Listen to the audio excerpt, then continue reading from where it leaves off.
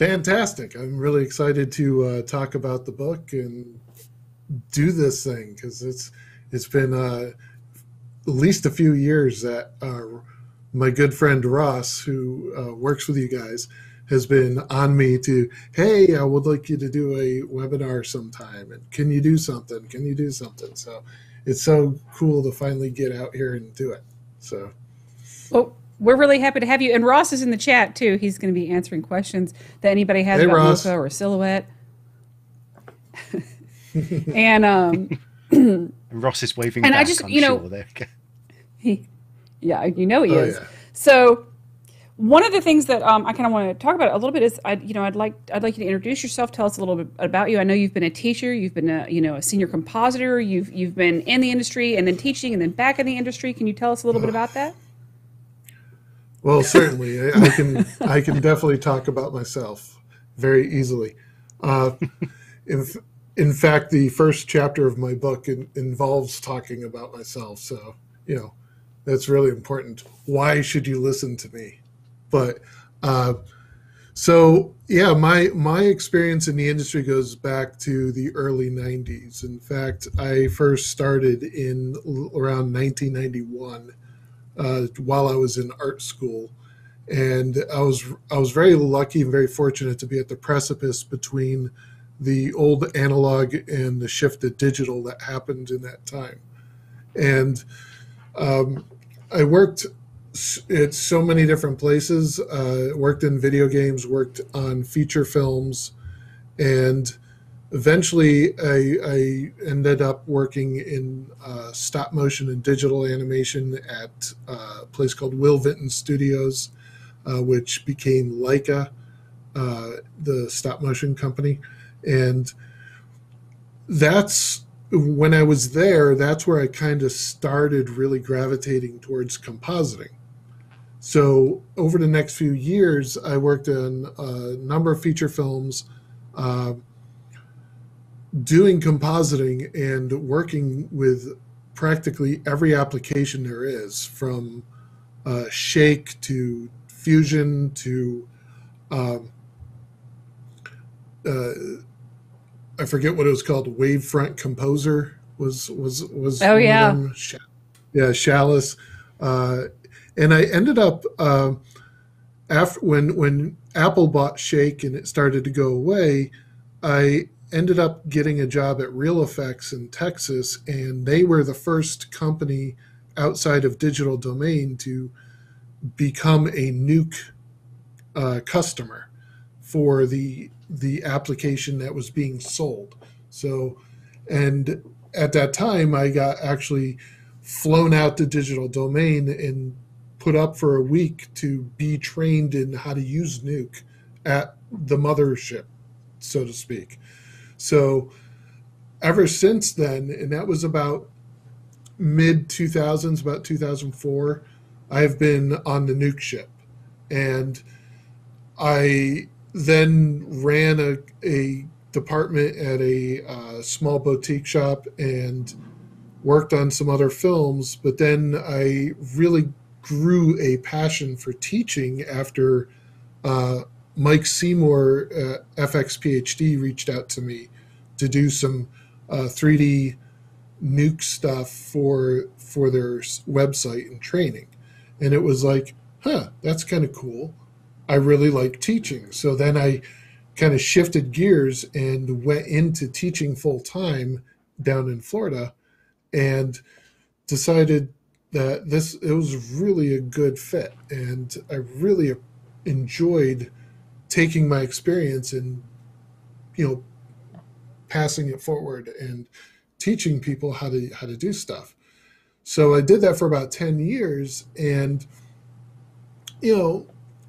when you're teaching the same thing over and over and over for that long, I kind of was getting antsy, and so I decided to move on and go back out into the industry. And that was about 3 years ago.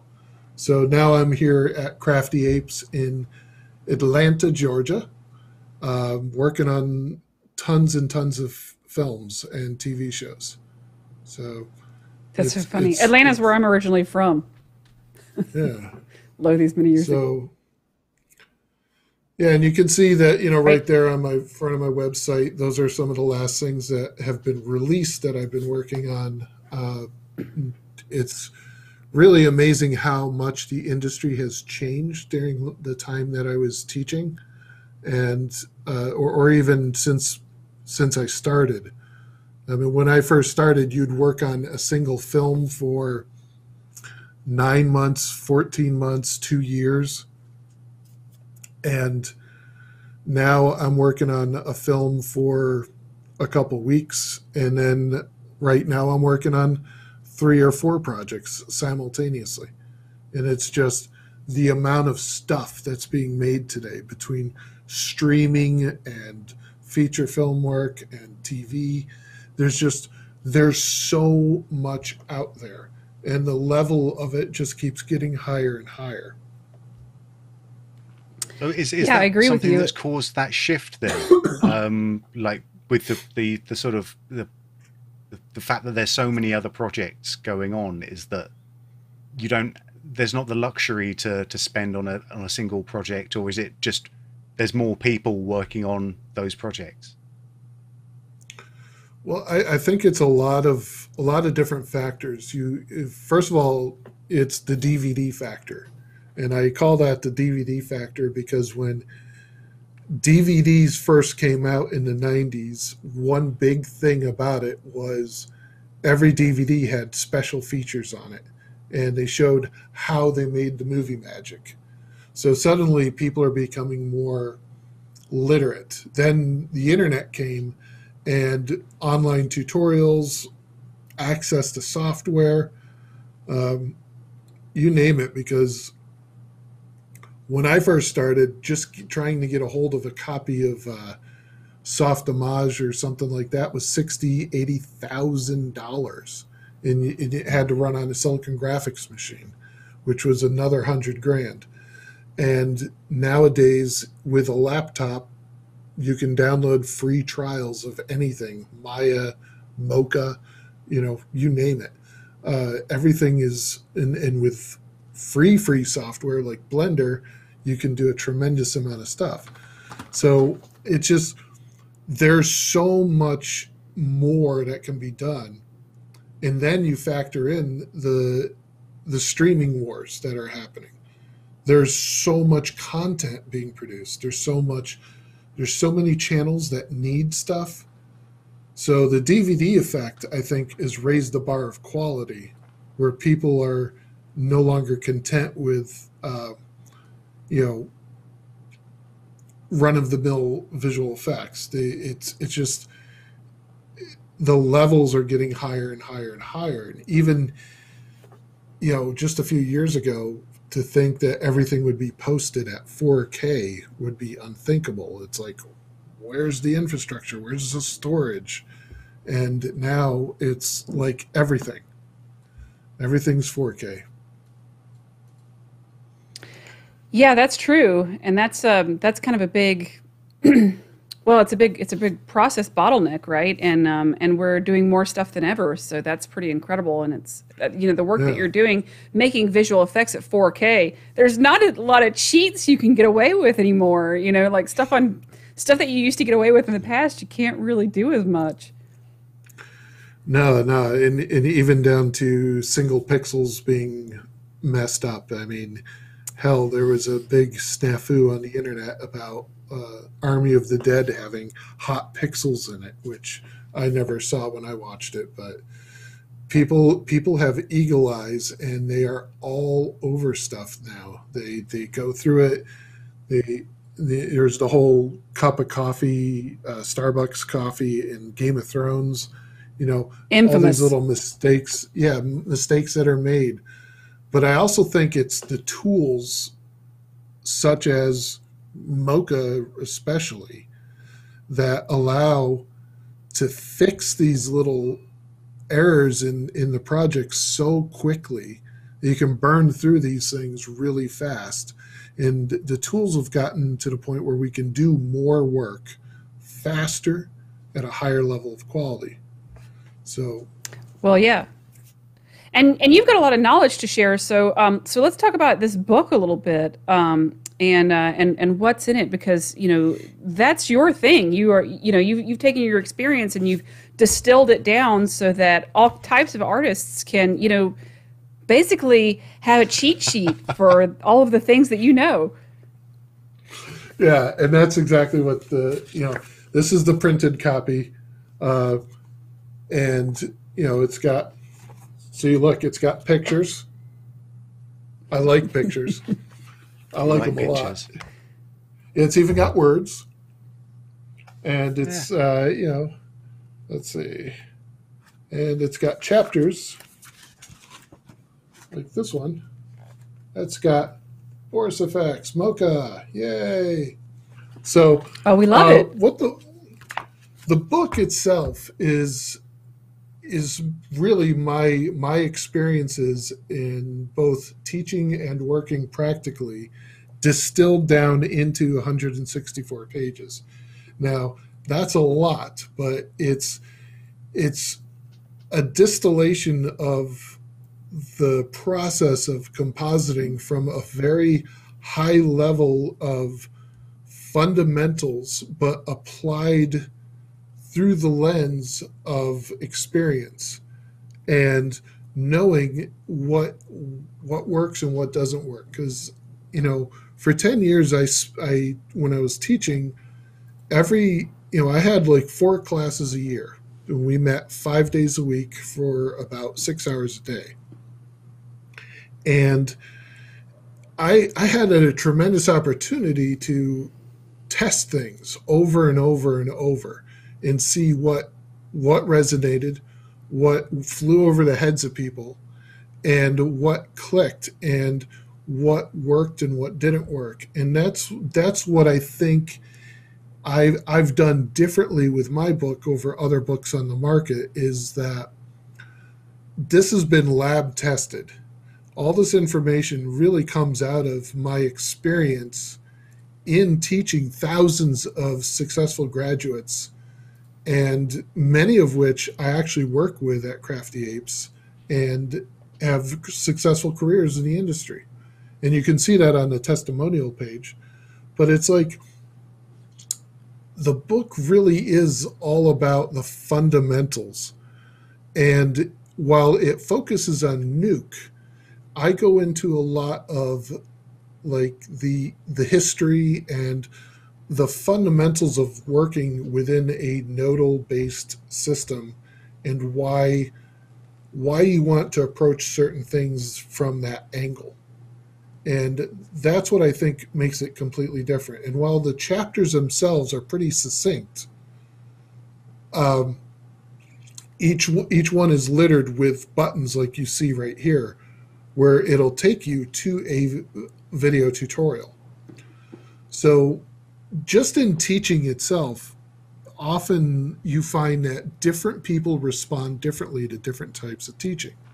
Some people like the printed word and like to have a book. They like to have that manual sitting right there. Other people like hands-on. So for hands-on, I've created like kind of like mini assignments that you get at the end of every chapter, where there are assets and a Nuke script that you can load up and work through the problem of keying something or tracking something or rotoing something and work on it. And if you need feedback, you can actually you can take your render and upload it to my website, where I have a private forum for people who purchase the book, and I will actually give you professional level feedback and help you through that problem. Or if you're a visual learner, you can watch the tutorials and see somebody doing the activity. So there's a lot of different ways that you can learn from the single book, and it's essentially a $15,000 college level course for $60. Yeah, that's really incredible. You get to keep it forever, and that's what I wanted to create, and what I wanted to give to the world, and share it, and share that passion. And also, I've written it in such a way, my sense of humor, my kind of like self-deprecating reverence, my love of films, all of that is in the way I write it. So it doesn't come across as too pedantic or too stuffy, too silly, you know. I try to give it my personality as well as the information that's really important. Well, I mean, it's coming from somebody who's in the trenches doing the work, so that makes sense. That you're talking to your peers, you're trying to elevate people to where you're at, and that's a really wonderful goal. And it sounds like you've really thought really hard about how you're going to teach different people with different ways of learning. And for me, I learn with visuals, and I also learn with reading the text. So I like to follow along, but I also like to have a reference that I can go back to. It sounds like you've got a really incredible reference for people who are really trying to learn things in the industry. Well, thank you. That's what I was really trying to do, is not just create a tutorial book, but have the tutorials teach you a nugget of information that can then lead you down a path of discovery. And that's the whole concept behind nodes within nodes, is that each node within itself is like a Lego, a building block that you can assemble in a billion trillion different possibilities to achieve something. And not always is the node, because it is labeled a transform tool, is it only used for transformations. You could use it to create other things, or use it in any way that you need to just simply move a pixel. So think outside of the node. Yes. Much better than the box. Mm-hmm. I think that one of the people that was saying something in chat, which I absolutely 100% agree with, is the fact that getting that sort of pro level response to what or feedback, I should say, to what you're making, I think is really, really important for people who, not just people who are starting out, but people who are trying to improve their skills. It's often very difficult for people who are just sort of sat alone, or just within a group of people who aren't necessarily at that sort of level. So you show them something and they go, oh yeah, no, that looks great. But without that extra step of saying, well, actually, have you thought about this and this? That's it. Yeah, that's where the improvement comes. That's where in my book I do dedicate a chapter to the critique, and talking about getting critiques and what a critique is. And a critique isn't a slur on your abilities. It's a request for a change, meaning, oh, I see what you did. It's like this, but I need you to do this. And to adapt to that and be adaptable, and understand that when you're doing work at a professional level, you are doing work for somebody else, and it's their vision, it's not yours. So you need to meet their expectations and not look at what you're doing and going, oh, they hate it. No, they don't hate it. It's just not what they want. So I try to put that in there as much as possible. And just as a matter as feedback, I got feedback on my book. So like after I wrote it, I reached out to several of my peers, some VFX soups like Chris Wood, and some of my compositor friends like Brian Haynes. And I said, hey guys, will you read my book? Read it and tell me if it sucks. And, and they gladly told me what was wrong with it. Yeah, well, that's what you want. I mean, so it's nice to be told. It's not. We're talking over each other because of the delay. I'm sorry. It's nice to be told that like you're awesome, but it's better to be told what could be worked on politely. Oh yeah. Oh, absolutely. And it's just so necessary, and that's a really important part of everything that we do. Is we are always in service of others, and and even if you're doing your own work, you're doing your own personal short film, unless you're a very specific edge case where the work you're going to do is never going to be seen by anybody, you're always looking for that validation. So whether it's the audience or a producer or your grandmother, it doesn't matter. You should be able to take that criticism and internalize it and then improve. And that's how we get better. So well, and to that end, Ben, is there anything in the chat that anybody has a question about so far? I want to recap here that we're interviewing Dan Smith. He's talking about his book, which is Nodes Within Nodes. It's a really amazing compositing book, and he's going to be showing us a little later a walkthrough of a composite inside of Nuke using all our tools together. Yes. Well, we do have a good amount of stuff coming through chat. I need a little bit of time though to process it all. I've got. This is how serious I'm taking this. Usually I have like a stack of post-it notes.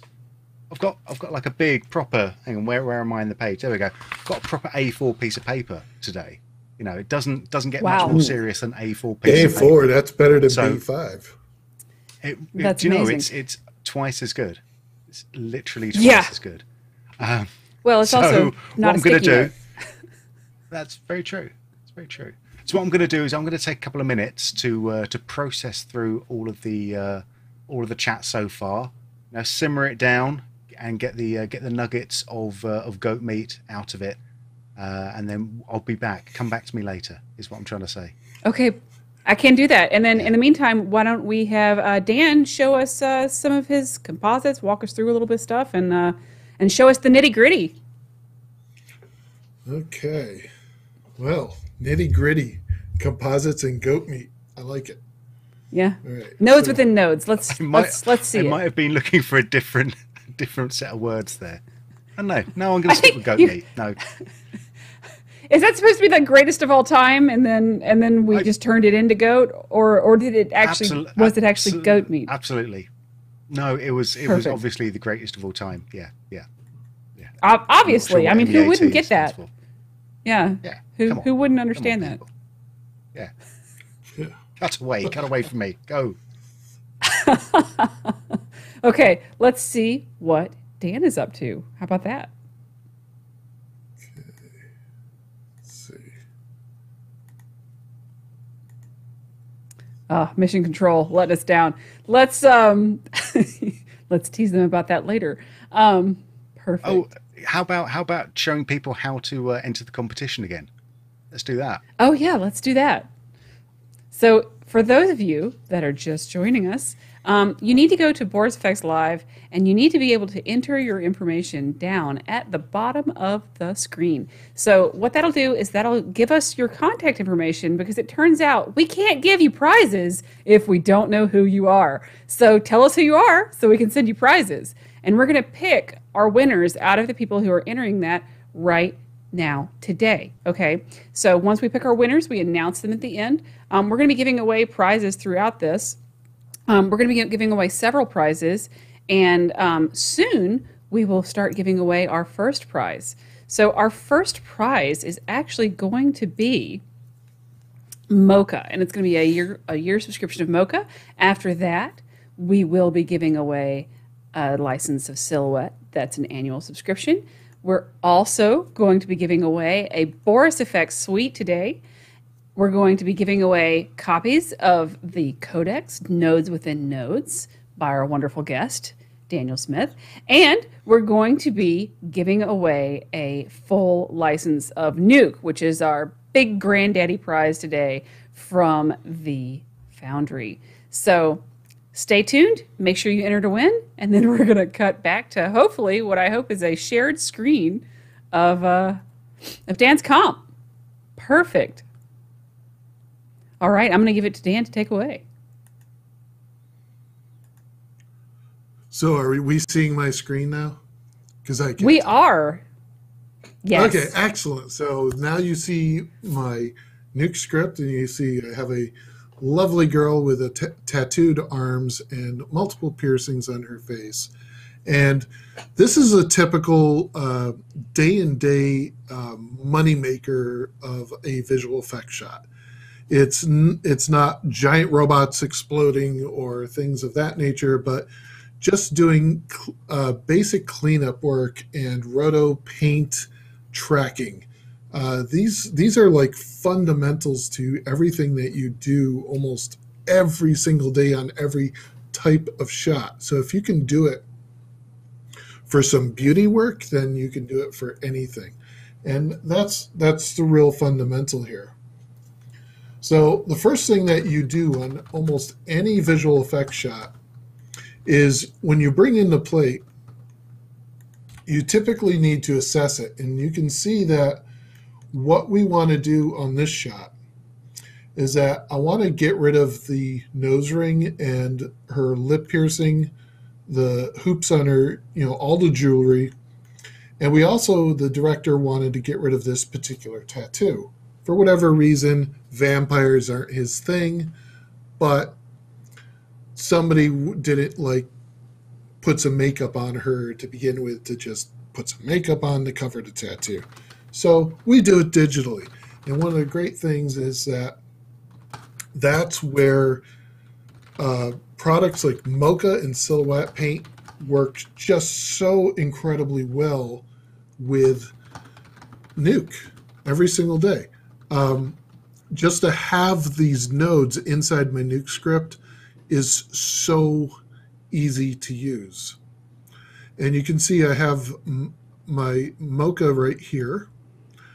I have a Silhouette right here, but I'm going to go through this and talk about what you really need to do. One of the first things that you may notice is that the original plate has a lot of what we call noise or film grain. And that's this, and I don't know how well this is coming through YouTube with all the compression and everything else, but there is this level of grain that moves or lives in the picture. And that's the case whether something was shot digitally or shot on film. You will always, always, always have noise. There's a lot of different ways to get rid of noise, but by far the best one in the world is Neat Video, which is neatvideo.com. They have the best noise reduction, and it's available for just about everything. But that's essentially what I have right here, is it just gets rid of all that noise and cleans it up. Now, it's really important because you will get better tracking if you get rid of the noise. You'll get better paint work if you get rid of the noise. You want to generally get rid of the grain and then reapply it afterwards to keep your static brush strokes looking alive. So to that end, that's where we are at here. So we're starting with a master plate, and then I'm going to go and grab a fresh new Mocha node, and you'll see over here we hit launch Mocha UI, and that basically launches Mocha over top of Nuke, and it takes you directly into Mocha's interface. So you don't even, it's not like a different interface from the standalone. It's exactly the same, and it's reading those images directly out of Nuke into Mocha without any sort of setup. So it's really handy. So can I poke in with a question here? Of course. We have a user. Wonderful. We have a user who's wondering. They said they use Mocha a lot of times in After Effects, but they hear about Nuke a lot. They feel like they're missing out on something. Like, why are you using Nuke? What is it about Nuke that that has brought you over?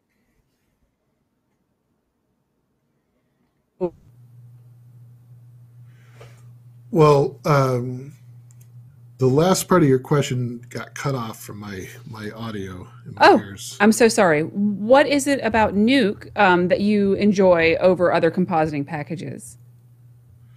Well, the thing about Nuke is it's the nodal nature of it. It's the fact that it is nodes.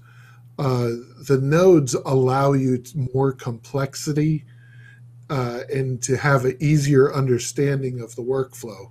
Typically in After Effects, you have to have multiple nested pre-comps, and the layers that are arranged in After Effects, when you get really complex shots going, it tends to get overwhelming and it's very hard to see where you're going visually. With the nodal based system, it gives you a better visual, and also it's just Nuke is what is used in the larger film industry. It has a very higher penetration. Now, yeah, After Effects, you can pretty much do any sort of composite in any of these applications. It's really about workflow and how you work through it. And I've been using nodal based compositing since 1994 when I used Softamage's Eddy, which is really reaching. But I've always understood nodes better, especially since I did a lot of lighting and shading in nodal trees inside of Maya and other node systems. So it just works better for my brain. Well, yeah, that makes sense. And then also in your book, you do go over some plugins. What are the plugins that you go over in your book that you use inside of Nuke? Well, specifically is Mocha and Silhouette and Neat Video. Those three. Okay, wonderful. Yeah. Well, all right. Well, I'll let you get back to it. I didn't mean to interrupt you. I just want to. We've got some questions, and from time to time, I'll be poking in with them. Questions are awesome. Okay, so the first thing I'm going to do here is I'm using Mocha for something called a stabilization, because we want this first part here is we want to paint out her nose ring and her lips, the lip ring. And typically I'll go into something like this and examine the shot and see how it's moving. And because her head tilts back like that, going in and drawing an X-spline with Mocha and then tracking that fixed area allows you to export some data called a corner pin or a tracker, and you can then use that to stabilize the image. And by stabilizing it, it makes it a lot easier to paint.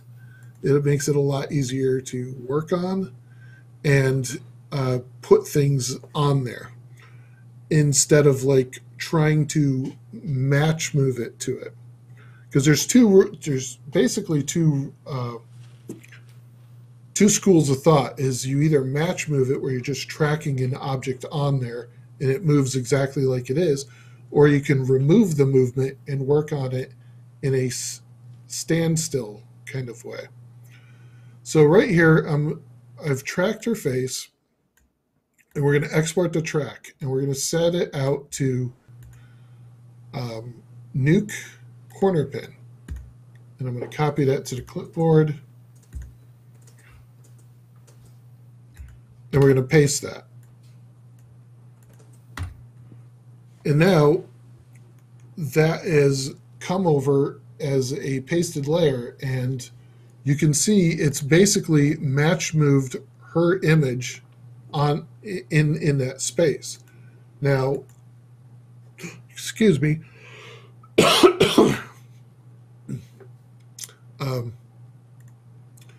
We could grab a element such as a checkerboard and we could put it on there and merge it onto the plate in this way. And you can see that it's basically created this trackable surface. But what I like to do is I like to use the corner pin in a different kind of way, where I'm going to hook it up and you're going to find a frame where you want to paint from. So I'm going to try to level her face about frame 72 here. And we're going to come over to where the data is. You can see this is all the tracking points that were created from the planar surface in Mocha. And if you see these points, if you go back into Mocha and select the shape and look at your planar surface, that's what the export of the corner pin is doing, is it's exporting this shape, which is the planar surface. So if we move this around, we will get a different 4-corner pin. But for what we're doing, we don't need to modify that. But that's why those 4 tracks are in those positions, is because of that relationship. Now, in the corner pin over here, I want to go to the from side and say where, in a corner pin, you have where things are going to and where things are coming from. And if you think about that verbiage, it's what I want it to do is I want it to come from the same spot. So I'm going to copy the to data from the to data to the from data. And that's what that just did there. But now while I'm on frame 72, I'm going to manually tell it to disable all animation. Now, I've written some gizmos that use some Python that do this automatically on a particular frame, but this is how you do it manually. So now every single frame is referenced off of that beginning frame like that. And you can see it's not really doing much of anything except twisting it around. But here's the trick, is that you hit this invert, and now it's inverting the math, and it's stabilizing her face around that frame. And that's which is really awesome, because cool now you can do some crazy live paint. Yeah, and then now we can zoom in and we can do paint right directly there with a minimal of movement. You could even track the lips after the fact, after stabilization, and get it even more refined. In some really complex tracks, I've had to do like 3 or 4 stabilizations to get a particular area really nailed down, but then you put them back. So, and that's exactly what I did here under this box, is that we have the stabilization, then we have the paint being applied, and all these paint frames are just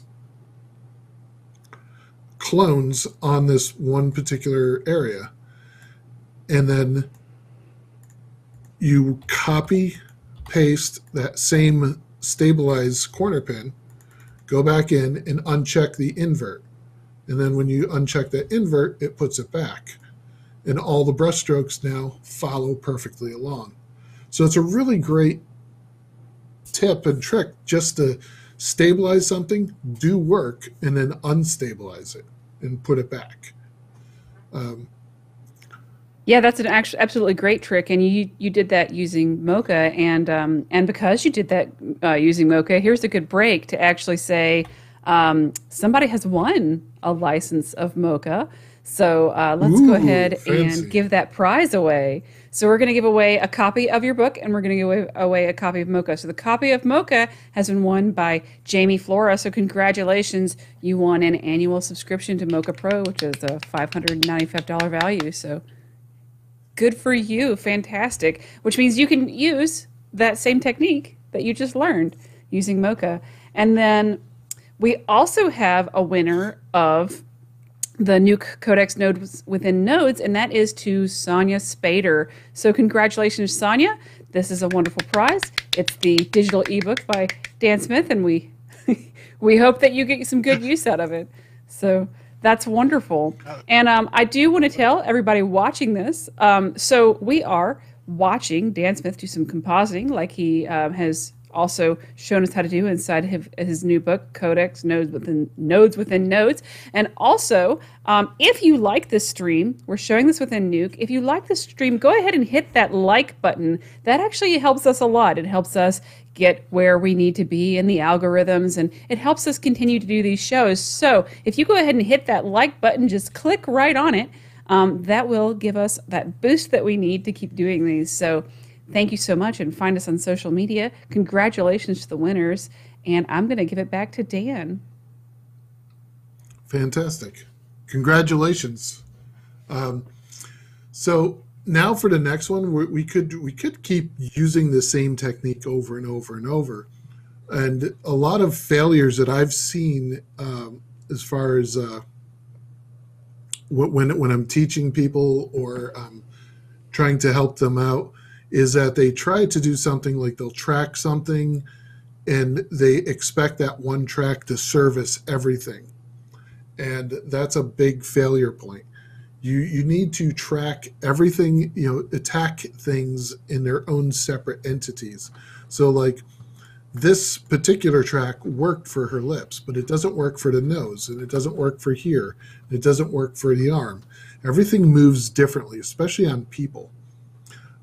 So for the nose ring, I'm going to do the same process, except it's all contained within Silhouette. And Silhouette has some really amazing, Silhouette paint specifically, has some really amazing tools that just really blow me away sometimes when I started using this. And one thing is, Silhouette paint is different than the paint inside of Nuke, or for that matter, the paint inside of After Effects, because those are typically vector-based, and after you get a lot of paint strokes in there, and I've had some shots where, there's literally thousands and thousands of strokes in multiple nodes, it gets really bogged down. Silhouette is so much faster because it kind of rasterizes the paint as pixels, and when you have that node living inside of Nuke, it's really fast. It tends not to slow down as bad. But what's really cool the vector. is inside of Silhouette has some tools that are built in, just like what I just showed you with the stabilization. And that's exactly what we're going to do here. Is first of all, we brought in the sequence. We're going to switch it to the roto module. And I'm going to draw an X-spline, very similar to what we have in Mocha. And we're going to track this. So we're going to track this roto shape right around her nose. And come down to the tracking button. And, oh, look, there's a point tracker, which is a single point. A planar tracker, which is its own multiple point type planar tracker. But look at that, Mocha. Mocha lives inside a Silhouette. Look at that. That's cool. How convenient. So, yeah. Mocha Tracker is the best one of the three for most uses, but sometimes you might find better results out of one of the other ones. But, so we're going to go ahead and we're going to track this. So I'm going to tell it to track forward, and it's going to track forward through the shot. And then we're going to track backwards because I didn't start on frame one. Sometimes you want to start somewhere in the middle of a shot because you're going to get better results because there's a certain amount of deformation and movement that's going to happen with a track that if you always start on frame one, you may not get the best results. Sometimes it's better to be in the middle of the shot so the deviation from your initial shape is only like 50% off by the end of the shot or 50% off at the middle of the shot versus 100% deviation from the start to the finish. And the more you work with this kind of tracking, the more that sentence will make sense, because I probably lost half of the audience right there. Well, it's funny. I tend to distill that down to track from areas of the most information to the least information. So it's, wherever the object's largest in frame or most parallel to the camera, you have the most pixels to track.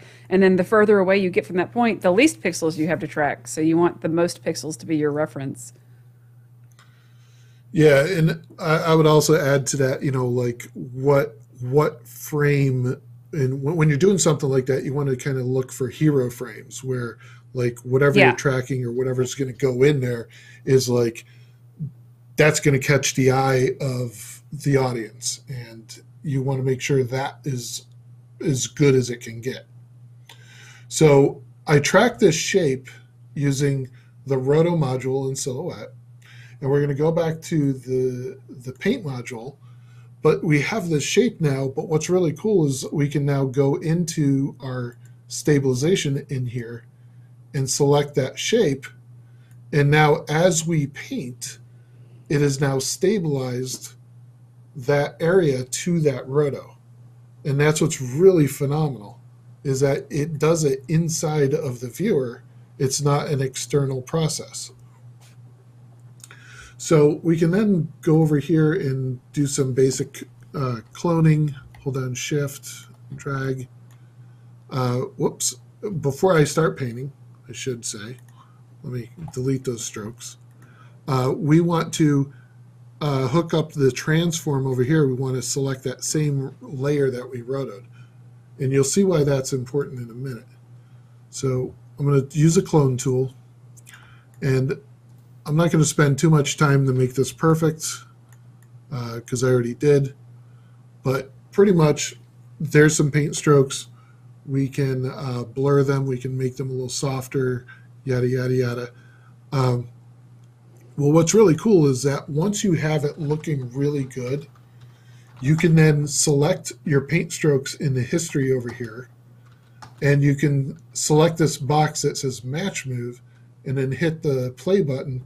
And what it's going to do is it's going to use that tracking data from your roto shape to apply the paint strokes to all the frames. And you can see them kind of playing through there. And, you know, mistakes are made. It's not perfect. But more time spent doing this, it will make it perfect. And essentially what you'll end up with is this version here, which as a export, what I basically did is I set this over here to brush mask mode. So that way we would get the alpha channel of all the brush strokes that I did inside of Silhouette. And then I put a pre-mult after that. So that pre-mult then just brings out the paint strokes that were created inside of Silhouette. And if I scrub through, you can see there they are, and they're moving in the correct way. And then I have a merge that just puts it over top. So then they're, you know, they're painting outwards to the rest of the comp at this point. So it's, in a way, it's the same thing that we did up here with the lips, but now it's just done inside of Silhouette. And Silhouette has so many other features that are just really cool, including like separating the color from the detail layer. I think that's just the coolest thing. Just to be it really able to, is. There it is, where you can select the color layer, and this is just the color. So you can just paint the color of an image separately from the high frequency detail. And if you put the detail layer, you get the detail and the luminance values that create the shading and the actual detail of skin and all that. So if I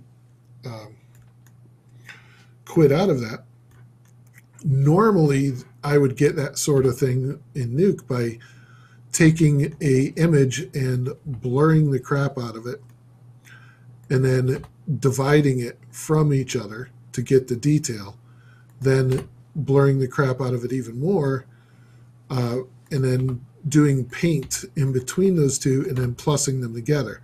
So you'd have to do that, all that process, whereas in Silhouette you can just paint in that mode automatically, and it's really cool. Really cool. I was so happy when Silhouette brought that in, because I would be painting in Silhouette using that exact same node setup within Silhouette, and I'd have, you know, different paint set up for, you know, the high frequencies, the low frequencies, and it was just It's a lot easier now. You've just got it at a click of a button. I'll tell you that for nothing. Yeah, quite. Yeah, What? literally a click of the button. It's amazing. Yeah. You don't want to do frequency separation by hand? Weird. Why? Weird that, yeah. I know. Well, to a certain extent, I have preferred doing it the larger way on certain shows, just because the client was very, very particular. So is, it depends on the workflow. It depends on the shots. But so then down below here, we're going to take out her earrings, and this is a very simple ear replace. I went back into Mocha, did another corner pin track on her earlobes right there. So I think we can pull that up just to show. And there we go. Welcome. We don't need to show you every time. So let's see. Yep, there's the ear. So just circled the ear, tracked it through the shot, exported a corner pin. Kind of very easy. That's what I just love about Mocha. It's just so simple to do these things, and it's fast. It's so fast to just select that, track it, bring it back in, and be done. So I picked a frame. Again, this is like the hero frame. So frame 50. Did a frame hold on that. Have a roto paint that basically, use the clone brush, some blurs, some paintbrush stuff to clean that area up. Created a roto shape and pre-multiplied it with inside the node to just create that isolated ear. And then that corner pin puts it right back where it needs to go, which is off here. And there's a little bit of a color correction that I had to animate. When she tilts her head back, she gets closer to that surface, and it kind of gets a little bit darker as she gets nearer to the wall. So again, it's using Mocha in these ways is so easy and so fun that then you get into something really complicated. And that's where we wanted to remove this tattoo. And when she moves her arm around, she's got a lot of wobble and flexing in the skin. You can see these little twitches that are happening. Now, having the tattoo there is so much better than if she didn't have the tattoo, because I've had to track arms that have like no discernible like tracking markers. And what's lovely about Mocha is that this is the tracking marker for Mocha. It's all this stuff, her freckles on her arm, the edges, all that detail. And especially for getting all that movement of the skin. So that's where we want to use one of Mocha 2021's best features, PowerMesh. I love it, I love it, I love it. So let's go and do a little PowerMesh here. So we're going to go back into Mocha and going to select, let's see,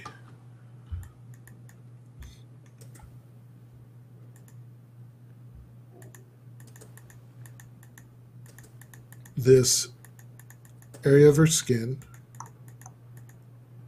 like that.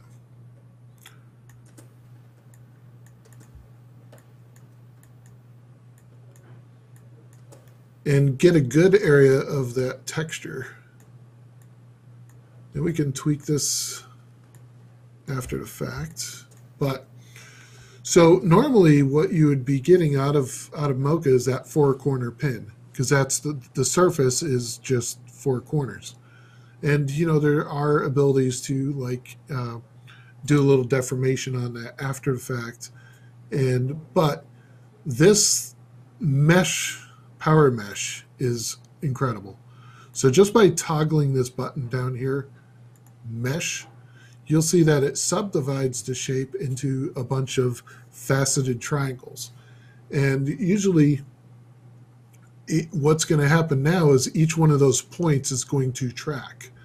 So what you can do is you can manually adjust it, you can generate it, you can, so I usually, for this one, I'm going to go a little bit smaller size and check off adaptive contrast and get a lot more density in there.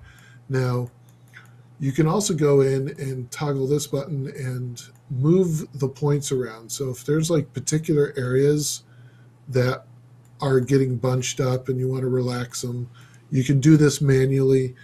And you can also keyframe some of these to do more complicated things. But I'm just going to go ahead and track this from this point and just hit go. And what's happening is every single one of those points is now generating tracking data.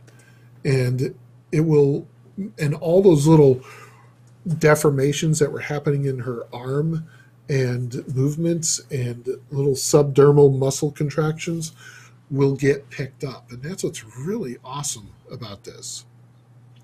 And it was one of the only ways I was able to do a visual effects shot on Black Lightning at Fuse Effects a couple months ago when I did some freelance over there.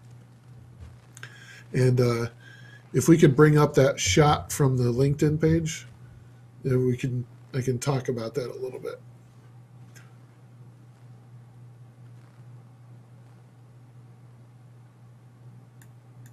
Don't know if it's being shown. It absolutely is. So you can go ahead and talk through it. Cool. Yes. It's basically like a little bit of a demo reel here. So the Black Lightning shot, is that the one with the bathing woman? Yeah, the woman in the bathtub at the beginning. She Yes. is like having this sort of electrical thing happening to her.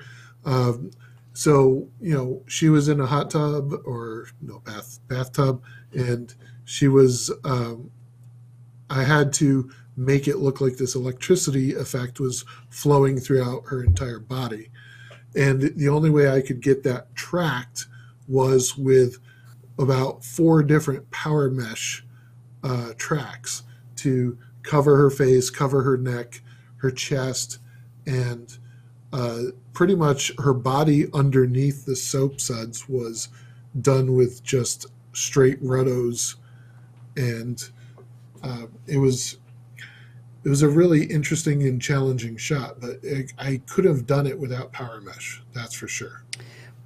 Well, it's beautiful. And the thing about PowerMesh that's really interesting to me is that it basically takes our big Mocha planar track, which is a texture tracker, and then it subdivides that over curved surfaces into what would be considered subplanar tracking. It's not even doing points or features yet at all. It's still taking the planar data and then dividing those into further subplanes and then meshing them all together. So you get this really realistic sort of texture following workflow that really helps sell those effects. Yeah, totally. Are we back on my screen?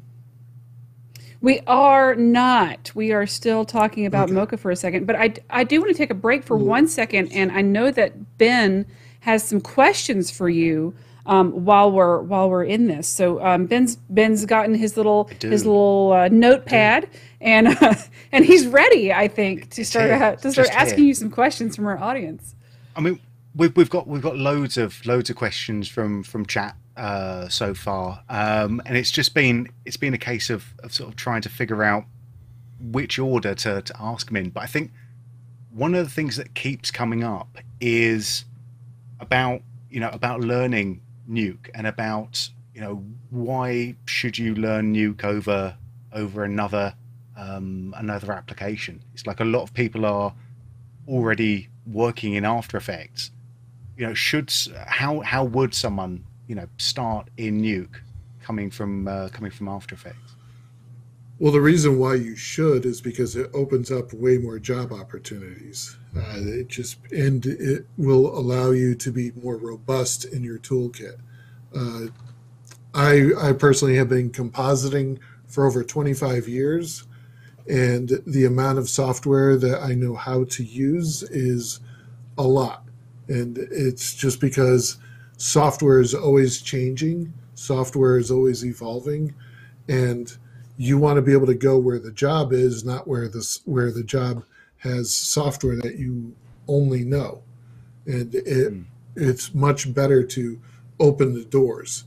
And, you know, the argument for years was, well, you know, Nuke is several $1,000s, and After Effects, well, it's only $500-$600. And now with Creative Studio, well, I only have to pay $60 a month and I get everything. So it's always been a cost thing, but with Nuke Indie, it's now only $500 a year, and you get everything with it. Pretty much. There's just a few little caveats with that, but it opens up a lot of doors, and it's a different way of thinking. Everybody that I know who started in After Effects and learned Nuke, they generally accept the fact that Nuke is a better way to work in the long run, but they still are grateful for being able to use After Effects and be able to use it for other jobs. So it's not that you're throwing the baby out with the bathwater. You don't have to be this or that. Why not both? You know, learn everything is my opinion. I mean, well, I think that sort of takes me to the next part of that then, which is like, how important is it to learn the fundamental concepts of VFX as opposed to just learning like a certain tool? I think it's absolutely essential to learn the fundamentals, and that's a part of my book as well, is because the fundamentals are the truth. Whether you use software X or Z, doesn't matter. Doesn't matter how you get to point A to point B, it's still the same thing. And I have a whole chapter in Nuke on what a particular node does and how it is all about math, how it takes pixels and either pluses, multiplies, divides pixels. And that is a truism no matter what software you're using, because that's a fundamental. And because Nuke kind of exposes that stuff a little bit more than After Effects does, how many After Effects artists typically, if that's all you've ever used, can say what a linear dodge does mathematically, you know? Yeah. Whereas in Nuke, it's a little bit more exposed, that you know that function is doing this certain mathematical function, and understanding that allows you to use it instead of simply rolling through the drop downs and seeing what looks right.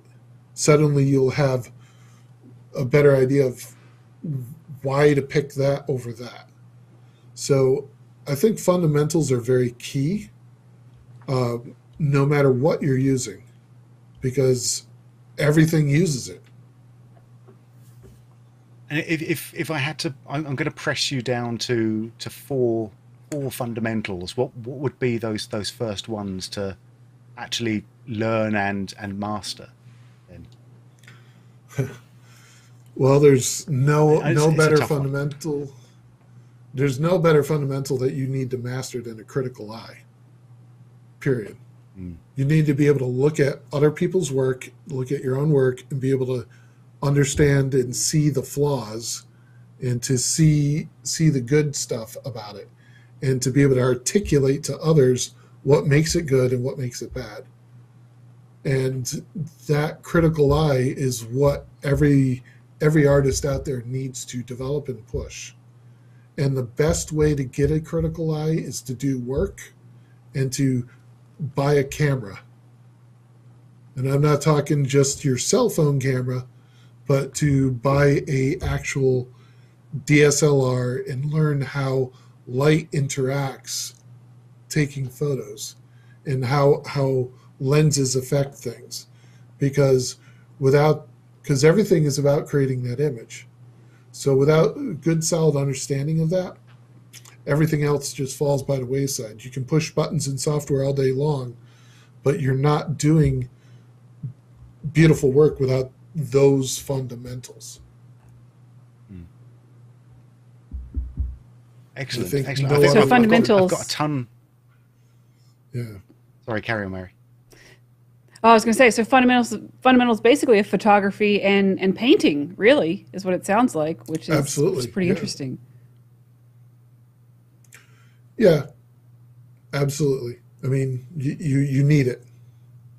Understand that what makes an image look the way it does is important, because at the end of the day, that's what we're always, even if you're doing something stylized, you're still looking. People expect to see things the way they are photographed. So understand how a photograph works and how a camera works, and that will make your work that much better. Yeah, so you're looking for composition, you're looking for hard and soft edges, you're looking for, the way light interacts. Like that's really awesome. And I'm sorry, Ben, I didn't mean to interrupt you.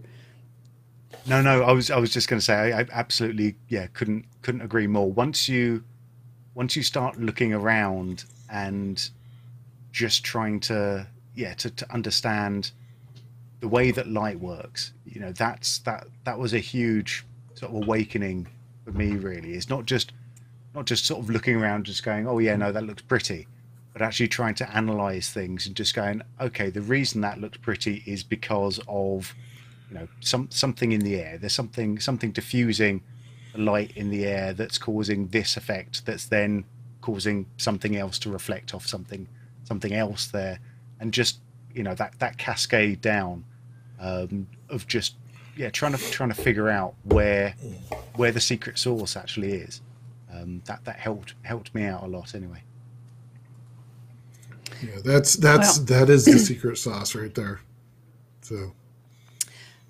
Well, Dan, can you double check and make sure that you are sharing your screen? And while you are doing that, we're going to go ahead and read off some winners, because our mission control that I've been teasing mercilessly so far in this in this presentation has prepared some slides. So we actually have some winners to announce for Silhouette and also for another copy of your book. So for those of you just joining us, we are talking to Dan Smith, and I am Mary Poplin. This is Ben Brownlee. He's co-hosting with me. We are live, and we are answering your questions. And if you haven't already, please go ahead and hit that like button, because that actually makes it to where we can continue to do these streams. The more likes we have, the more front and center we are.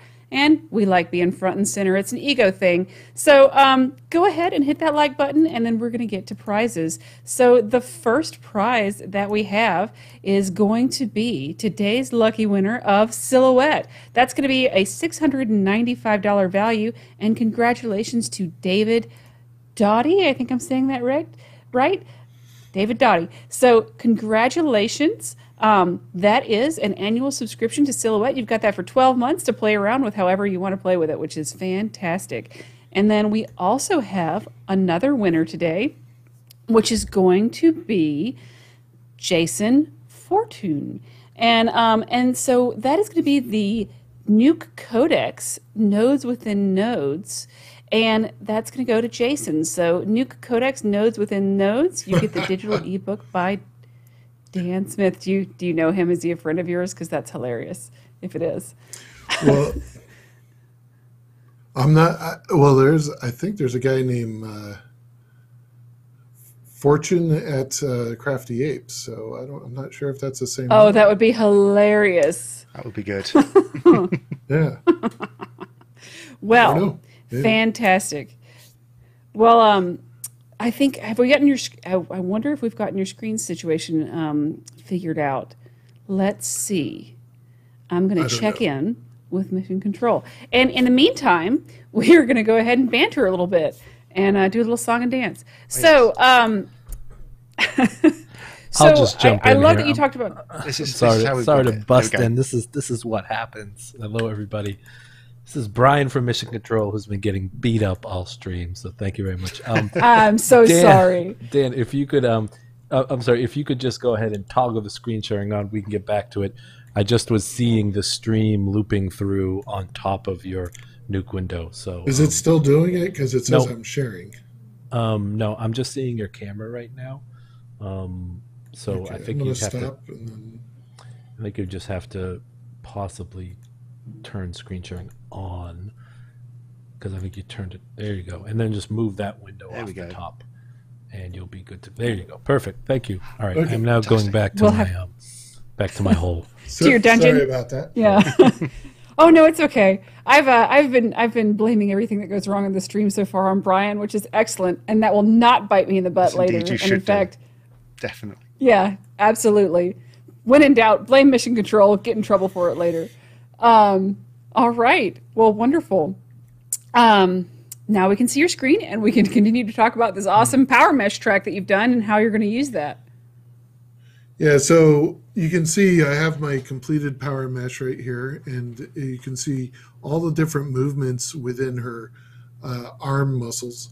And I also went ahead and did another roto track on the outside perimeter of the arm, which is going to be a necessary step because we need to keep those edges sharp and clean after we do some paint. So the big thing about the PowerMesh is in its export. So when we go to export it, and it looks like I might be having a crash. Nope. Oh no. Nope, it didn't. It resolved itself. Perfect. Well, it wouldn't be a live demo if we didn't have a crash, so I can't tell you how many times that's happened to me. More times than is fun. But when the spinning wheel of death happens, I'm not too fond of it. Oh, no. It could be I've distracted you for so long that your hard drives have gone to sleep. That's... I'm all SSD, so it should have done that. Uh-oh. Well, maybe we need to stop and start again. And while we're stopping and starting again, we can ask some more questions, maybe. I've got more questions. I've got more questions. Yeah. Wonderful. What are your questions, Ben? Well, I'm looking obviously at the Book of Truth that I have in front of me, which is what I call my my question pad. And this one is from Creative Key. Creative Key asks, "Who was your favorite student?" I'm sure there's no loaded question. That is not loaded. Yeah. No comment. Okay. Because I don't know who that is. Oh, good. They're all my favorite, except for that one. And you know who you are. And you know who you are, Tanner. Oh, there's always that. Oh no. Oh my. Okay. Okay. Yeah, there's a lot of people here. Oh, okay. Are we ready? If we're ready, then I'll stop talking. I'll be ready in about 30 seconds here. Okay. I think you need to do a little song and dance. A little song and dance. Yeah. Well, because basically, I mean, what we've got here is a lot of people who are working in a lot of different products so far, it seems. But I mean, one of the questions, the big question is how important is it to break down a shot before you even start it? Instead of just leaping in and fixing the one thing that has to be done. Is there an advantage for taking a step back rather than rushing in all guns blazing? Well, absolutely. At the start of any shot, there should be a phase called assessment where you are assessing what is being asked of you and making sure that you have all the materials and fully understand the task. Because a lot of times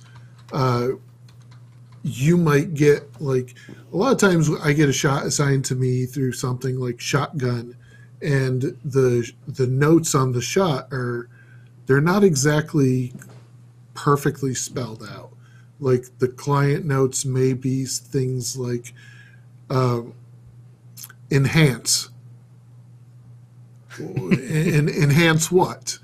Or please remove blue, but there's no blue in there. And, sometimes the shot notes of what's being asked of you isn't entirely clear, but but what you want to do is you want to make sure that you fully understand the task, talk it over with your supervisor, because if you just dive in and you're not in, because for example, I've gotten some shots recently where the client doesn't want us to do the blue screens. They have a separate team doing the blue screens, and we're doing other tasks such as creating shattered glass or an explosion or removing something from the shot.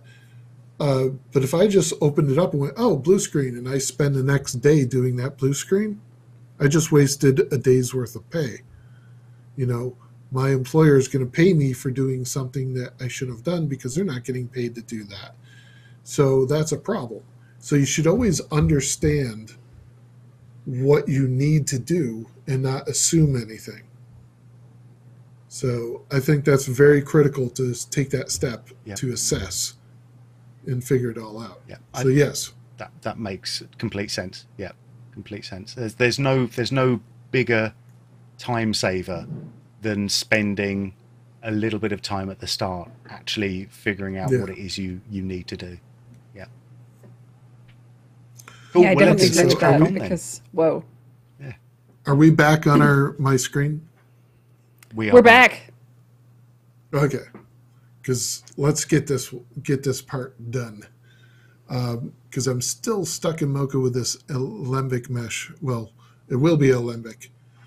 So that's how we get this out, is once you have this data and you want to export it, I initially drew this shape and started tracking it over here on frame 94 because there were certain parts of this where the edge of this curls around her arm, and then towards the end of the shot, it's going towards the other side.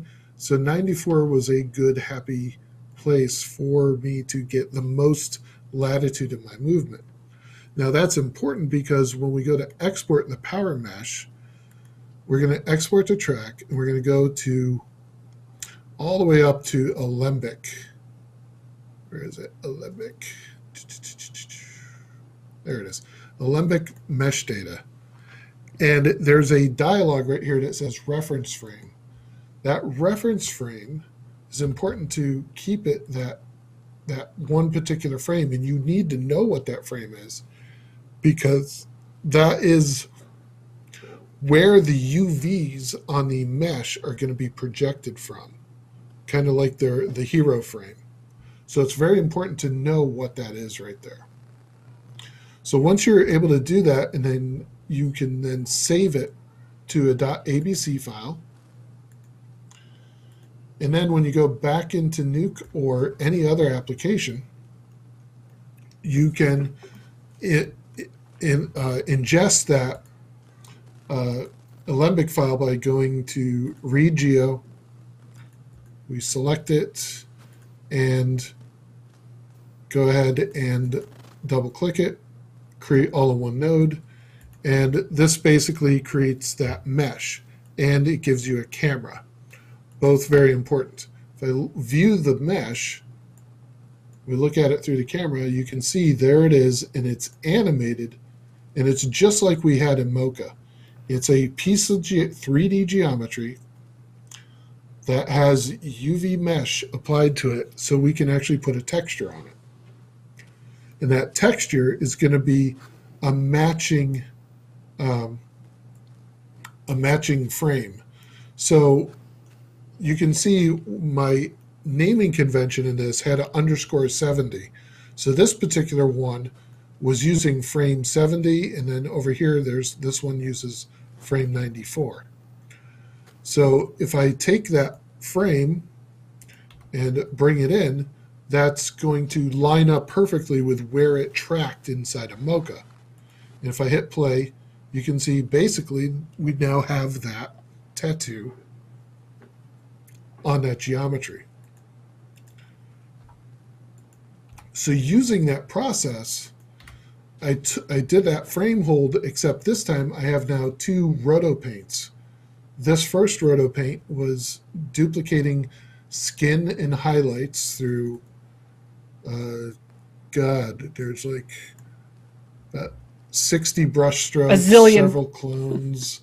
Yeah, lots and lots and lots of strokes, okay? So, and they're all frozen so on much that. vector paint.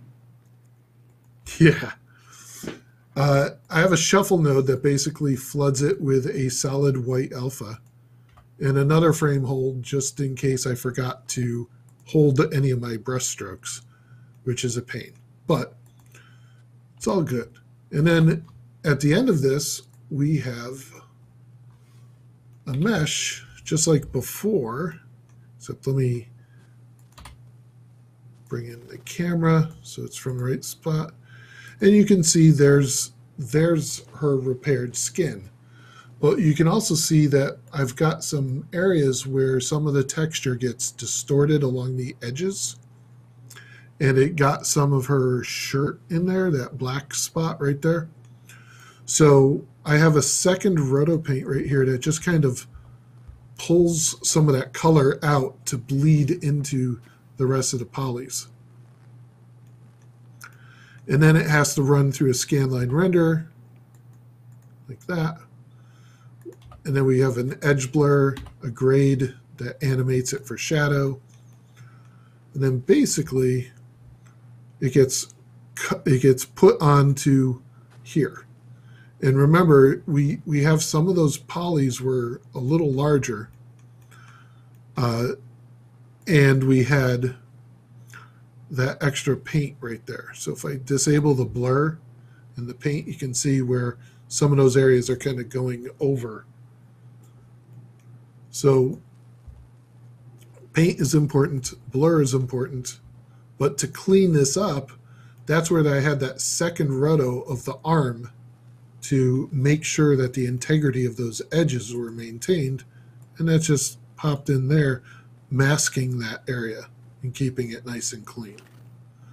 That's such a good technique, though, the over painting and then isolating with roto. Like over paint the patch and then isolate it with roto. It's way more seamless.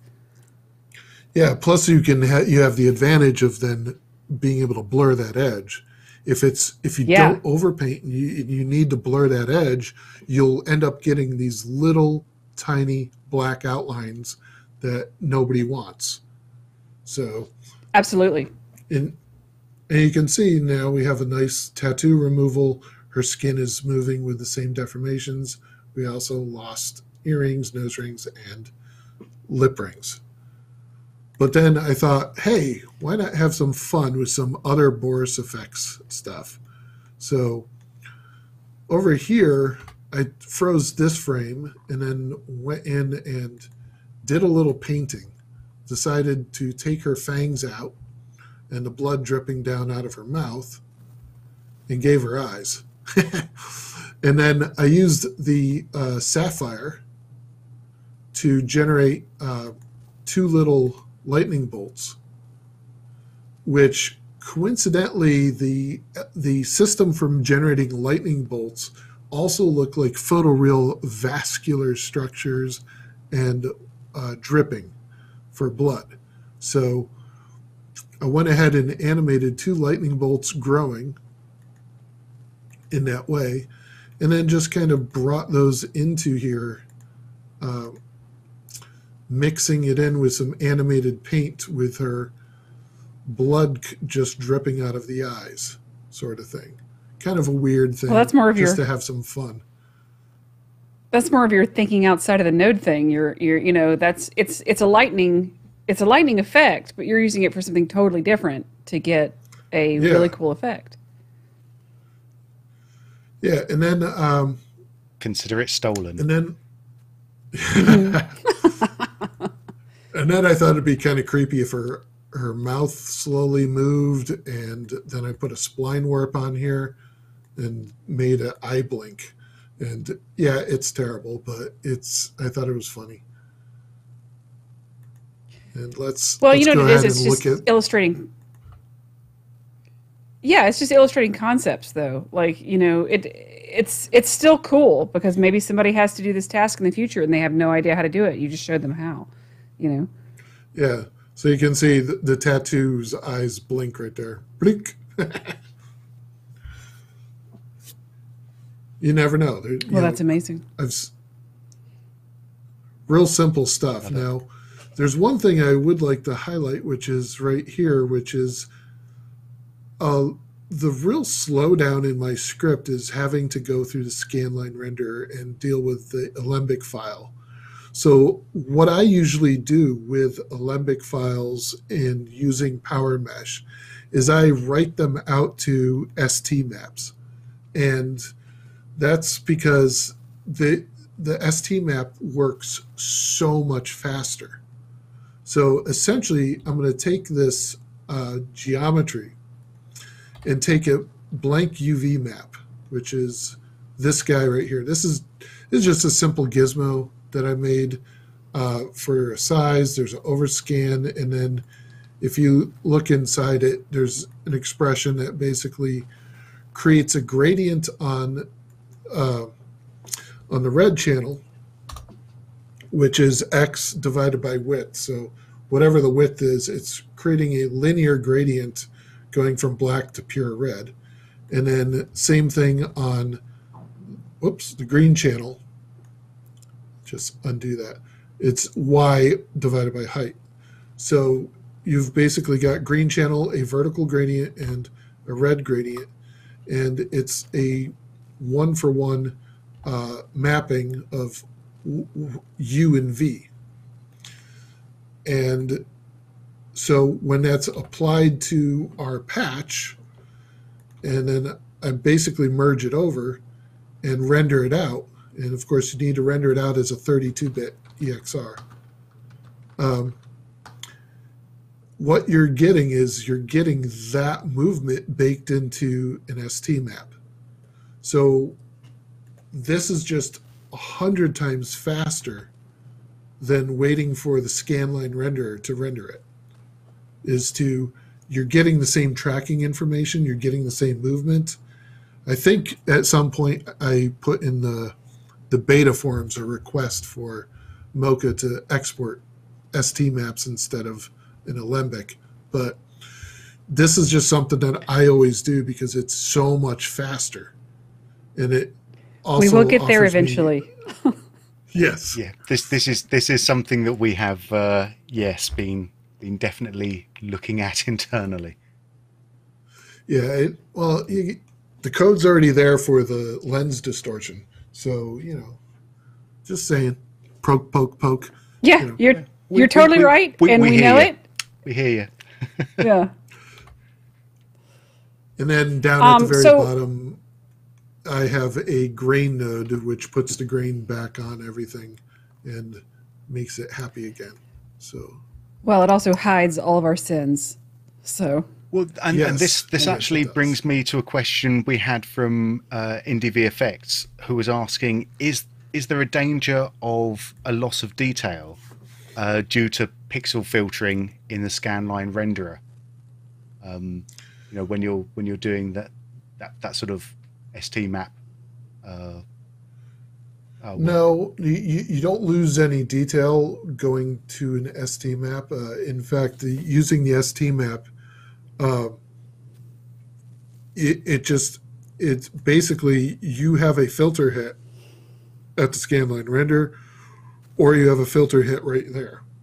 So the idea is to keep it at one filter hit. There's been times where I've rendered out a scanline render, but I needed to fix like a couple frames where it just was drifting just a little tiny bit. And so by doing another deformation after this, you're then getting a double filter. You're getting a double hit on those pixels. Whereas if you have an ST map and then you do that same correction before it goes into the ST map node, then you're still only getting one hit. And that's why it's a much better system, because you could do a zillion things to that ST map as long as you run it through just once. Excellent. That's great. Thank you. Well, I'd like to do a quick giveaway of a prize. Then I want to do questions, and then at the very end of this, I'd like to give away the big Whopper prize that we're giving away. So let's do that real quick, if that's okay. If Mission Control is cool with it, and I am cool with it, Mary. Let's give away the Boris FX suite. Yeah, let's do that.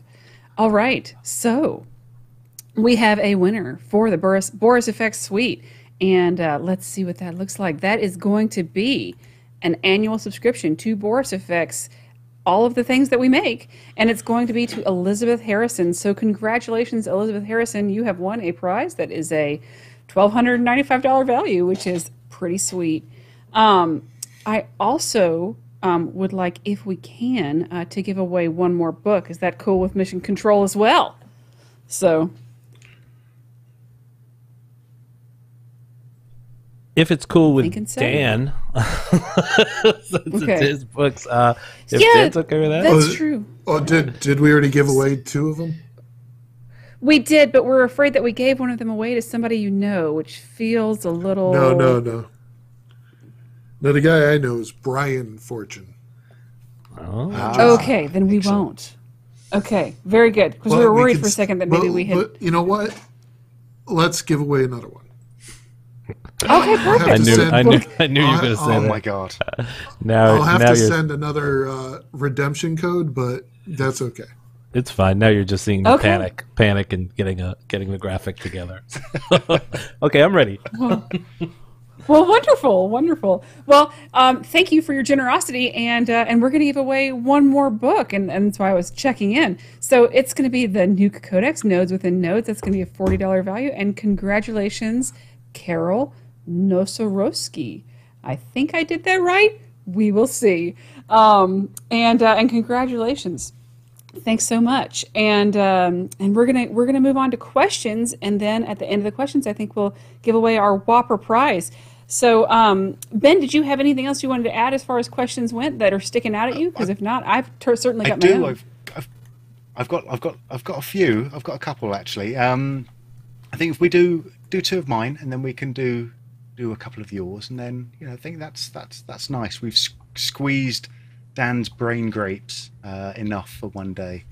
Yeah, that's a horrible way to put that. I try my best. Right up there with I really goat meat. I know. With my goat meat. Yeah, I appreciate my nuggets it. of goat meat. Yeah. I appreciate you, Ben. I'm nothing if not a wordsmith. Right. It's true. The first one was, do you have a preference when you're using Silhouette and Mocha about using the standalone version or the plug-in versions directly into NUKE? Because obviously with the standalone version you can transfer the data back and forth, but there's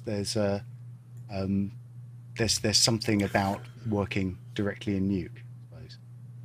Well, I definitely prefer using the ones that are integrated into the system, just because it's there, it's part of your script, it's interrelated. So when you have things that have dependencies and you have other external folders that rely on stuff, sometimes things get a little messy, but I just prefer it that way. But plus you can do certain things, like when I have a really stubborn track, I have a node that kind of like amps up the detail, does some edge detection, blurs it, gets it a little brighter, kind of changes the color of it so the tracker can get detail that was really hidden.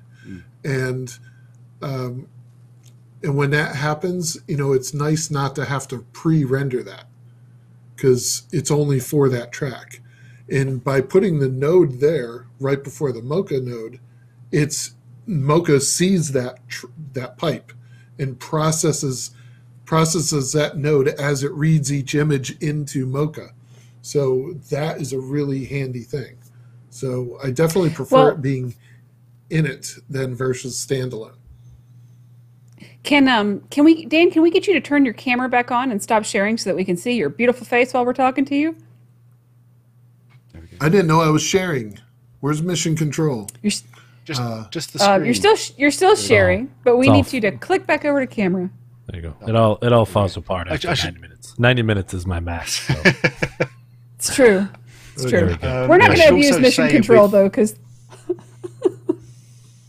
with the new version of Silhouette that runs as a OFX plugin within Nuke, things are a little bit well, I was going to say different, but actually they're even better, because we've got this concept of being able to render through your sort of your results from the Silhouette plugin without having to have a Silhouette license on the system.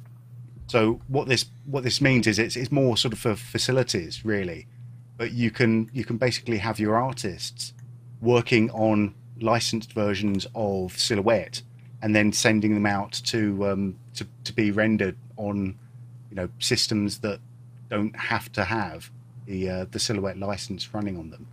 So it means that your roto and your paint can stay within the script without any, you know, risk of it falling over later on in the render process, which I think is very, very handy. And we've got some very positive feedback about it.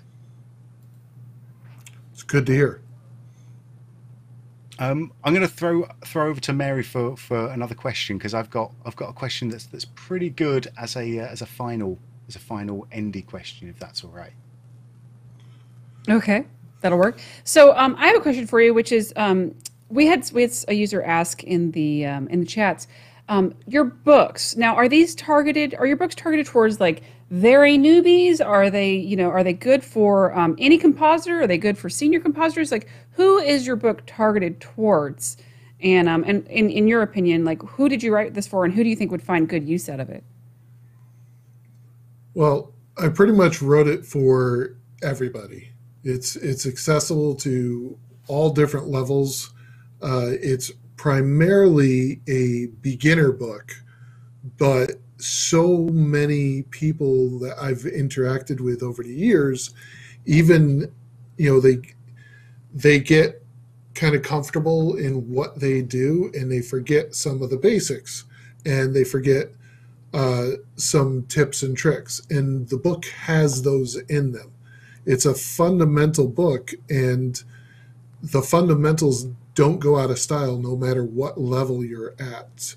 So while it does have some very basic information, it also has some more advanced information, but it also is a good reference guide.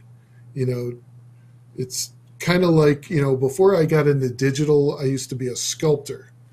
And as a sculptor, you work with clay, and you work with materials, and you build things, and you work on anatomy. And any good artist will have several anatomy books and always go back to the fundamentals of what they're doing, even if they're years and years along the way. So it's priced at such a low cost, and it's a good reference for every single level. But I also wanted it to be accessible to people who, you know, hey, you know, I've been matte painting for years, and now I would need to learn Nuke to do this, or I've been a lighter and I've only used Nuke for slap comps, and I want to go deeper. So it's meant for everyone. You know, I 100% agree with you. I run across users all the time, like visual effects artists, and I've been teaching for, you know, over 10 years now. And one of the things I run into a lot is you hear people say like, no, I don't need a remedial class. I am an expert in this. I've been using this for years. And then invariably we go over a concept where they're like, wait, back up. What were you talking about? You know, and we go over the basics again. And usually people will learn not a whole bunch of new stuff that they didn't know, but a handful of really useful things that will help them move on and become better artists. Yeah, you know, and I've been doing this for years, and I still go out and buy practically every book on the subject. And it's not because I don't know how to do stuff, but it's because somebody might have a technique in one of these books that I didn't know. And I always can learn something. You always can learn something. And that's what's really great about learning, is that there's always something that you can take away from anything. It's just you got to know how to dig, and you got to know how to appreciate what's out there. So yeah, that no matter that curiosity mindset. Yeah, and I think that's really important with VFX. You got to be curious. You got to be passionate. You got to be in also different points of view. You know, every studio I work at has a different methodology for certain things, and you'll go into one place and you'll be like, "Oh, we did it like this. You're doing it like that. I wonder why." And you take that little nugget and you use it, and it's like, "Hey, that's a good idea. Why not?" Well, back to the sort of the idea of, you know, the power of fundamentals and the importance of lateral thinking as well, of taking a solution that you know for one thing and then applying it to a different shot or a different situation. You know, I think there's also trends, of course. You know, there's sort of, there becomes these little waves of different techniques that come in and out of fashion as well. And you know, it's important to not just follow the trends, but you know, what you take away and what you from all of this, the learning that you do and the experience that you gain, you know, is what makes you your own unique artist. And it's why one person solving a problem or solving a shot, it's going to be, you know, very different to another person solving a shot, or even, you know, you solving a shot 2 years ago is going to be different to how you would approach a shot today. At least in my absolutely. I can't agree more than that, because it's so often I've described like the process of learning is like a sphere of knowledge. Like, you know, you have this little tiny sphere and all of your knowledge fits inside that ball. And as you fill more and more in it, it expands and it grows. But if you take a sphere concept and talk about what you know as being what's inside the sphere and what you don't know is outside the sphere, the surface area of that sphere increases as it gets bigger and bigger. So ergo, the more you know, the more you don't.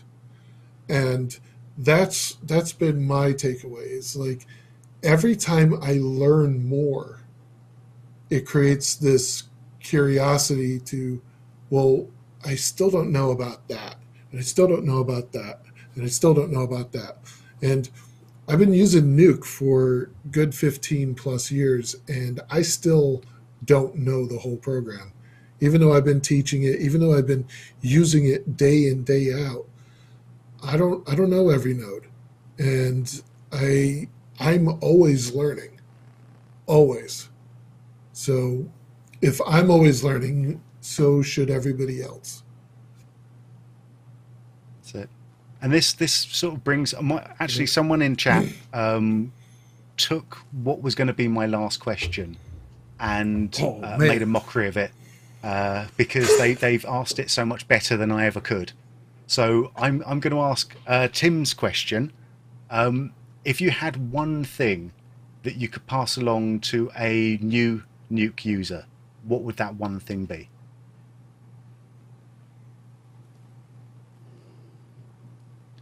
It's an easy question, obviously. Yeah. Well, it builds on what I was just saying. Be curious. Experiment. Right. Try things. Break them. You know, try things that don't make sense, because out of that will become an amazing discovery of something that might revolutionize your next process. That's the best thing to do, is just be bold, experiment, don't be afraid. And that is one of the things that I would always say to somebody is there are no wrong answers. There's only missed opportunities. You know, it's like, just don't be afraid to fail.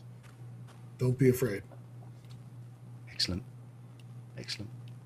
Well, wonderful. Well, that kind of segues neatly into the big final giveaway that we're going to do. So we are giving away one big prize, which is going to be the NUKE Studio giveaway from the Foundry. So obviously it's the compositor we've been showing off through this whole time. Yeah, afraid not.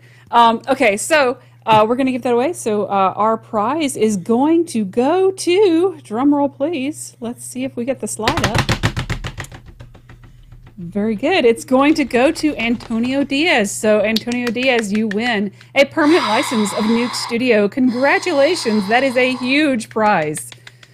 So huzzah.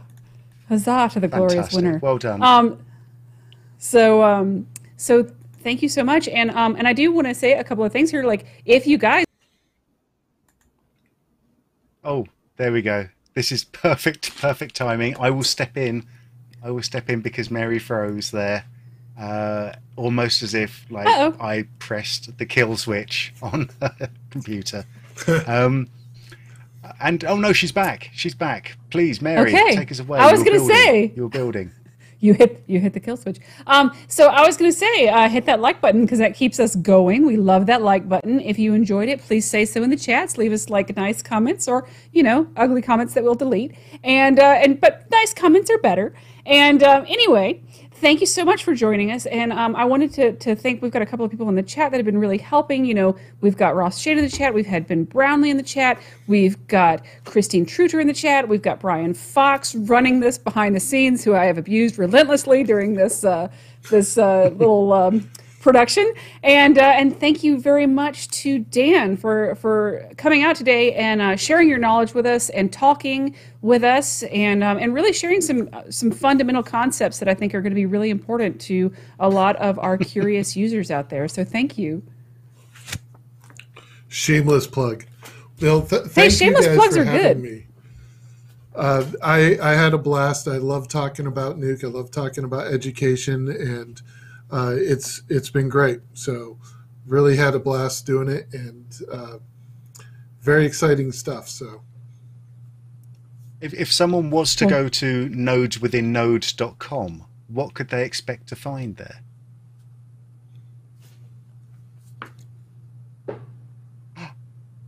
The book? Interesting. The book. Interesting. The book. Oh my goodness. Well, what you'll find is a lot of information about the book. You can see the chapter listing. So if you click on the book heading up there, click that. And I've got the chapter listing, so you can see exactly what it covers, and you can see how many pages are devoted to each one of those topics. So you should have exactly what you think is. It's right there. There's going to be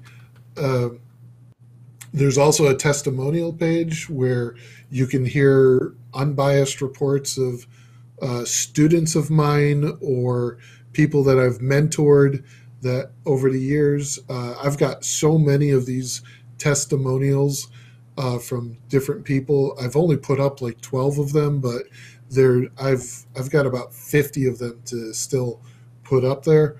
But you can hear their unbiased opinions on it. I asked for them to not only say things about the book or about my teachings, but if you hate my guts and don't think so, tell me that too. And some of them are funny, and so that's all up there.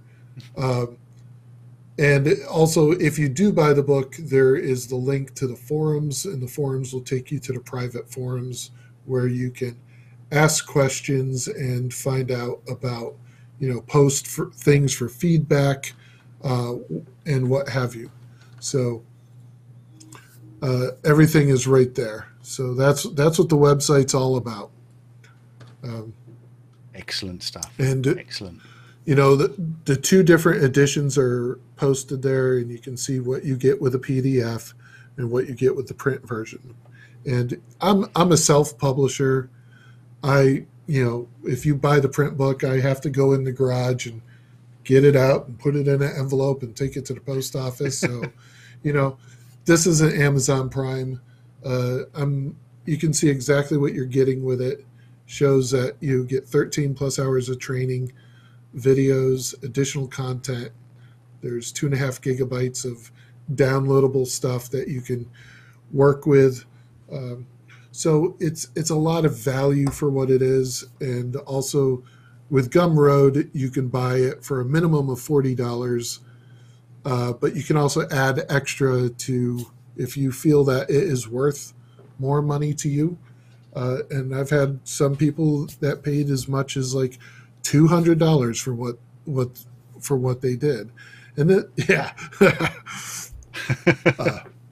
probably not. It's nice when that Brian happens. is gonna, yeah. Yeah, so it's really nice when somebody sends a lot more than what it's worth. But the $40 price point is very fair for what it is. And I basically spent 9 months creating it. I think the best thing about it is that I sent it off to the foundry. They reviewed it and they looked at it and they gave it their seal of approval. Officially, it's called. They say it's supported by Foundry, but it's going. They are fully behind the book, and when the design team and the programmers looked at it, they were like, "Wow, I didn't know Nuke could do some of this stuff." I was like, "Really?" That explains some of the bugs, I guess. but I think they're being very nice, and I just hope that they didn't take a look at it and went, "Dear God, what the hell are you trying to do?" So I'm very proud of it. Sounds like they support you. It's great. Yeah. Yep, it looks great. So it's out. And well, Mary, we're so glad. If I was just going to ask if people wanted to learn more about Mocha and Silhouette and how they would begin to learn about how to use that software, what would people do there? Yeah, for well, example? Where would they go? It turns out that Ben and I actually just finished a massive amount of videos on how to learn Mocha, and then Ben also has a great series on Silhouette. And I have a couple of tutorials as well on Silhouette on borisfx.com. So make sure you go to borisfx.com and find all our free tutorials on where to learn more about Boris FX Mocha, Boris FX Silhouette, and how they interact with Nuke, how they interact with whatever host you're using. The fundamentals apply. We go over some of the fundamentals of animation, some of the fundamentals of painting, and how lighting works. So I think that, that's going to be really useful to you and actually ties into what we were talking about. We don't just teach the software, we also teach the concepts behind what's going on with your shot and how to fix it. So if you want to learn more about those pieces of software, go to borisfx.com and make sure that you find our whole new training series that you could watch. And you can watch hundreds of videos. They're all free. And then we also have a paid training series where you can download all of the footage that goes along with it, and basically the fee pays for the footage. So, and thanks so much for tuning in, guys. I think this is a good place to wrap it. Don't you think so, Ben? I do. This has been it's been amazing. It's been amazing. It's been great to hear the wisdom of Dan. I was going to say the wisdom of me, but there's got to be something there as well for other people. Okay. Even if I'm not presenting, I'm still getting in there. That'll be the next one. The next one will be the wisdom of Ben, which honestly that would probably make a decent live stream. Not for nothing, but thank you everybody. Yeah. Yeah, right. Like he's got a lot of knowledge to share. I think mine would be called nightmare scenarios and how to fix them. So that would be mine. So thank you guys for tuning in. Thanks so much for joining us. Congratulations to all the winners. Thank you, Dan, for coming on. Thanks to Brian for running the show behind the scenes. Thanks to Ross and to Christine and to Ben for being in the chat. And we hope you have a wonderful day. And make sure you slam that like button, hit it, poke it, whatever, punch it, whatever makes you happy. Hit that like button, and we will see you next time on Boris FX Live. And I am Mary Poppins signing off.